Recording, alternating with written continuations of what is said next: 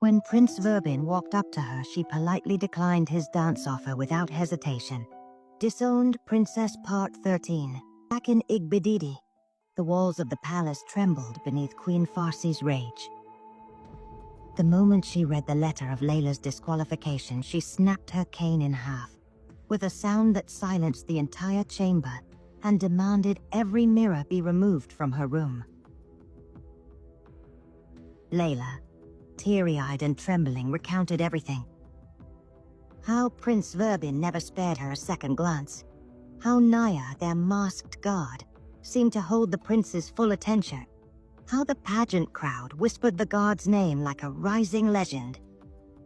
Farsi's eyes darkened. Her voice was low, but deadly. "A mere guard? I want her head on a golden platter," she hissed. She ordered Soma to return home at once, with every single attendant and guard. The order was meant to clear the field for her next move. But unlike Layla, Soma didn't flinch. "No, Mother," she wrote in a quick, shaking hand. "I love Prince Zeno."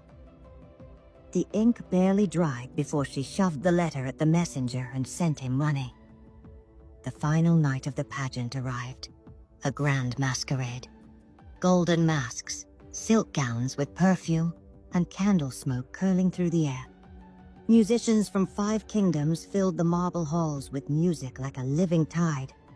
Dignitaries swirled across the floor, with their faces hidden behind masks. The King of Gavardin had been hesitant.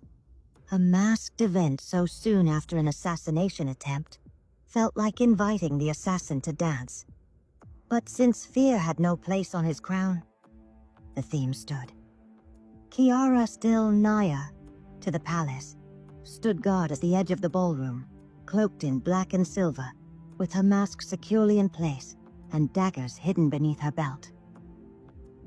When Prince Verbin walked up to her, she politely declined his dance offer without hesitation. Moments later, Kiara heard whispers, soft giggles, and fluttering gasps coming from a group of noblewomen near the stairwell. Kiara was about to turn back when her eyes landed on the person drawing all the attention of the noblewomen. A tall, broad-shouldered man entered with a golden mask and dark robe. Every step carried the authority of a man who didn't care whose territory this was. Tajiri. He found her eyes instantly and nodded. Kiara's jaw tightened as she watched the way the other women looked at him, causing something bitter to stir in her